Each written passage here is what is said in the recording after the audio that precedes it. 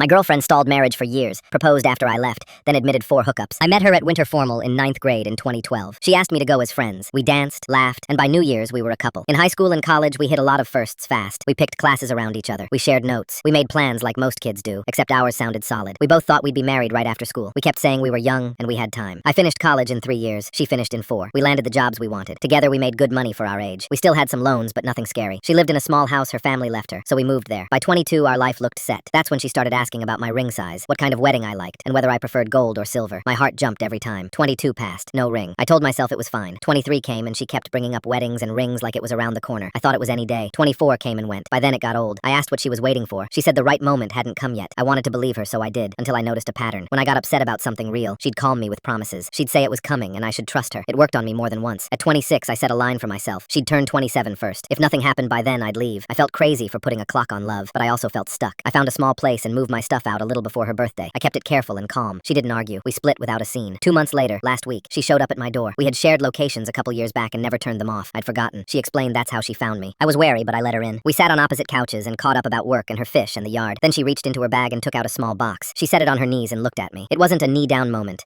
No speech, no plan, just a box across the room. I felt like I'd forced her hand. It felt more like, here, fine. She told me I was overthinking. She said she didn't realize what she had until she lost it. She said she never knew marriage mattered that much to me. I wanted to say yes because I still cared, but my chest felt tight, and I said I didn't know. She told me to keep the ring anyway. People online told me to slow down. I already knew deep down what I had to do. I decided I needed to move on. I asked to meet so I could give the ring back. She agreed, then pushed for my place or hers. I wanted a public spot. I was already at a park with the ring in my glove box. I told her no to the house idea. She said it must not be that important then. I said I'd give the ring to her mom. She refused to meet but called me on FaceTime. She tried to haggle the meetup again for a minute. When she saw I wouldn't bend, I said I had questions about the time we were apart. She said I live in the past. I said never mind and started to end the call. She stopped me and said I wouldn't like the answers. She was right. She told me she saw 4 men in those 2 months, and 2 times were threesomes. She said she wanted those experiences before marrying me. I sat there on the park bench holding my phone and feeling my face burn. I had spent the break alone trying to heal. She had been out having fun and now wanted to pick up where we left off. The pain I felt wasn't even jealousy. It was more like a sour feeling, like I was a backup plan. She added that she'd felt small next to me lately because I seemed so put together. I didn't see it that way. She asked me to come over. She said, the kids missed me, meaning the 2 goldfish. I stared at the ring box in my hand. I said I couldn't get back with her. I told her I needed to try new things too, because she was all I'd ever known. That set her off. She called me selfish. She said I always make choices on my own, like this one. She brought up the time I went to the gym on her birthday before spending the rest of the day with her. She said I must be with someone else, and that's the real reason I wouldn't let her come over. I kept my voice even and told her no. I said I wasn't meeting at anyone's house. I said I'd give the ring to her mom, or my dad could drop it off if that made it easier. She talked over me until I went quiet. Then she went quiet too. In that silence I realized the answer had been clear for a long time. I told her I was done. She asked one more time if I was sure. I said yes. I ended the call. I texted my dad to return the ring so I wouldn't have to see her again. I turned off location sharing and put the box on my table for him to pick up. The room felt still. My phone buzzed, but I let it ring out. I'd made my choice and that was it. Now she's saying I'm selfish for ending it after that call. Was I wrong?